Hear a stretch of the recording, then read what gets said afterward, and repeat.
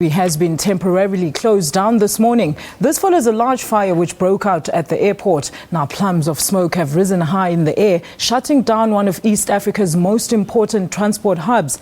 Officials say they are working hard to control the fire. It is not yet clear if any South Africans are estranged at the airport. Now for more on the latest on the story, we are joined on the line by SABC correspondent Sarah Kimani. Sarah, a very good morning to you. Give us an update on what's happening with the fire.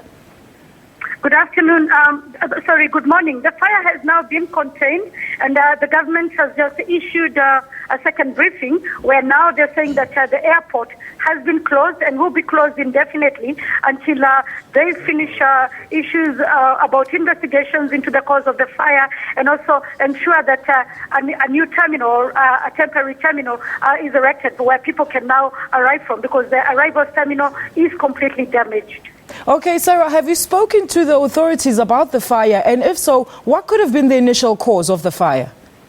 Well, we have spoken to the head of the Kenya Airports Authority, Mr. Gishuki, and he says at this moment the Kenyan government is not able to say what the cause of the fire is. They say it has not yet been established what the cause is. What he can say for sure is that the losses at the airport will run into billions of shillings because the arrival terminal has been completely destroyed. All right, Sarah, any more updates you can give us on the fire? Was there any casualties involved with the fire? No, there are no casualties. No casualties have been reported because when the fire started, it started as a little fire smoldering at one corner of the airport. And before it could become very huge, most of the people inside the airport had been evacuated. We've spoken to two South African nationals who were heading out of Nairobi to Cameroon, and they said they were there from the time the fire started to when it has been contained.